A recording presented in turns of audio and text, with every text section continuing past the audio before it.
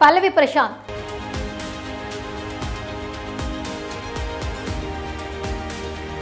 గతంలో ఎప్పుడూ జరగనటువంటి ఘర్షణ వాతావరణం ఈసారి బిగ్ బాస్ ఫినాలే ఎపిసోడ్ ముగిసిన తరువాత కొనసాగింది. పల్లవి ప్రశాంత్ అదేవిధంగా అతని బ్రదర్ మహావీరంని ఈరోజు అరెస్ట్ చేయడం జరిగింది. పల్లవి ప్రశాంత్ బయటికి రాగానే అక్కడికి వచ్చిన అతని అభిమానులు చేసిన హంగామా విధ్వంసం అంతా కూడా విమర్శల పాలై కేసుల వరకు వచ్చింది. వాళ్ళు కూడా అరెస్ట్ చేసి మేజిస్ట్రేట్ గారి దగ్గర ప్రొడ్యూస్ చేయడం జరిగింది. 14 రోజులు రిమాండ్ విధించడం జరిగింది. రీసెంట్ గా పల్లవి ప్రశాంత్ ను పోలీసులు అరెస్ట్ చేసిన సంగతి తెలిసిందే.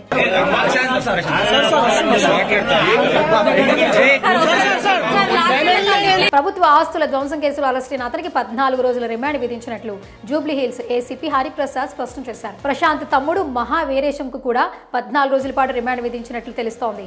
బుధవారం రాత్రి ప్రశాంత్ వీరేశంలను జూబ్లీ హిల్స్ పోలీసులు గజ్వేల్లో అరెస్ట్ చేశారు.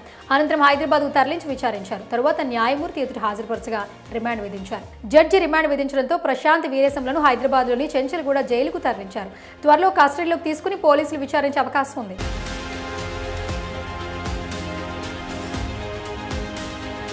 మరోవైపు జూబ్లీహిల్స్ ఎస్ఐ కేసు ఫిర్యాదు చేసి దాడి ఘటనలో ప్రమేయం ఉన్న నరేందర్, అతని స్నేహితుడు వినయ్, కారు డ్రైవర్లు సాయి కిరణ్, ఏ రాజుపై కూడా కేసు నమోదు చేశారు. ఆదివారం బిగ్ బాస్ ఫైనల్స్ అనంతరం జూబ్లీహిల్స్ అన్నపూర్ణ స్టూడియో వద్దకు పల్లవి ప్రశాంత్, రన్నరప్ అమర్దీప్ అభిమానుల మధ్య గొడవ జరిగింది. ఇరు వర్గాలు ఘర్షణకు దిగాయి. అనంతరం కొంతమంది రాళ్లతో బిగ్ బాస్ సీజన్ లో పాల్గొన్న గీతూ రాయల్, ప్రస్తుతం సీజన్ లో కంటెస్టెంట్ గా ఉన్న అశ్విని కార్ల అద్దాలను ధ్వంసం చేశారు. అనంతరం రోడ్డుపైకి వచ్చి ఆర్టీసీ బస్సు అద్దాలు పగలగొట్టారు.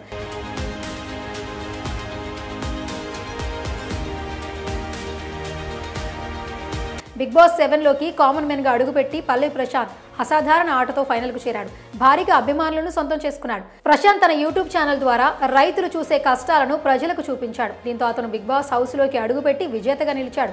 అతను విజేతగా నిలిచి 3 రోజులు కాకముందే పోలీసులు అరెస్టు చేయడం గమనార్హం. గొడవలకు పల్లవి ప్రశాంత్ కి ఎలాంటి సంబంధం లేదు. పోలీసులు వెళ్లిపోవాలి అని చెప్పినా వినకుండా ఆ రోజు రాత్రి తన కార్ని మళ్లీ అన్నపూర్ణ స్టూడియో సైడ్ కి ఎందుకు తిప్పుకొచ్చారనే కోణంలో ఆరా తీస్తున్నట్లు తెలుస్తోంది.